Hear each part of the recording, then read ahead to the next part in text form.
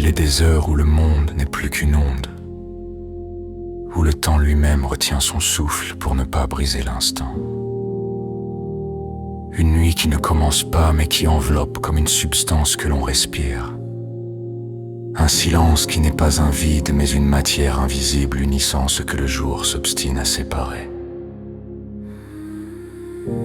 La lumière n'éclaire plus, elle frôle, elle vient mourir sur la douceur d'une poitrine qui s'élève, sur l'abandon des reins, déposant une lueur de nacre là où l'ombre est la plus profonde. Et l'on ne regarde pas l'autre, on s'en imprègne. L'œil devenant un frisson qui parcourt à distance la soie d'un dos nu que la pénombre rend irréelle. Toute cette immensité que l'on devine, la lueur rasante la révèle par touches de mystère, invitant l'esprit à s'engouffrer dans le trouble d'une présence,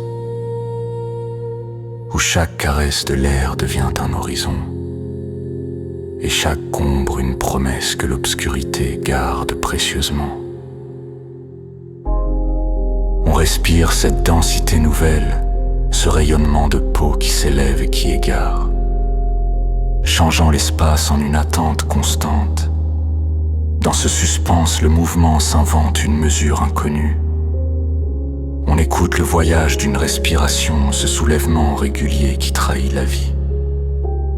Et une main s'élève, si lente qu'elle semble fendre l'eau d'un songe, s'arrêtant là où l'air devient plus chaud, plus lourd, à un cheveu de la chair.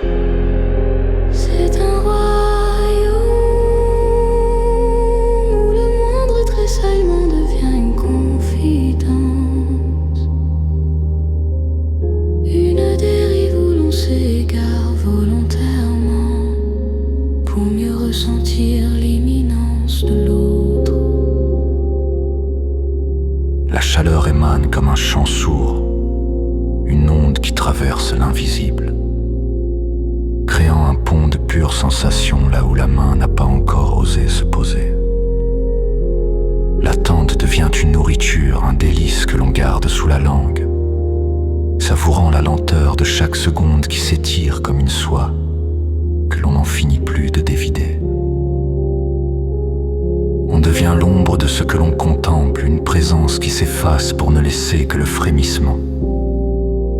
On suit du regard ce chemin invisible qui va de la nuque au rein, une ligne de lumière qui semble vibrer sous l'effet d'une musique muette. Rien n'est plus réel que ce vide entre les corps, ce vide qui n'en est plus un, mais un conducteur de désir absolu.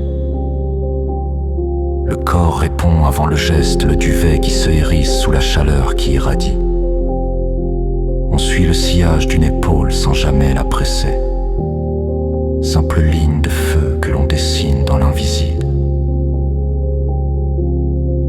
Le désir infuse comme une encre dans une eau claire, changeant la couleur de chaque seconde, s'enivrer de cette courbe sculptée par le noir, imaginer la texture, deviner le frisson. Le plaisir réside tout entier dans ce vertige de l'imminence qui fait battre le sang plus lourdement. On s'immerge dans ce silence habité, où même l'absence de contact est une étreinte. La nuit n'est plus un décor, elle est une complice qui efface les contours, ne laissant que l'éclat d'un regard ou le mouvement d'un cou qui s'offre à l'invisible. Chaque frémissement est un mot, chaque suspension une phrase entière, un dialogue secret qui se passe de la pauvreté des voix pour atteindre la vérité du sang.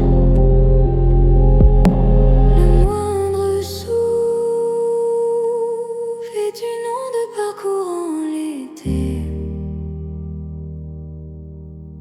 L'espace entre les corps n'est plus une séparation, mais une membrane sensible,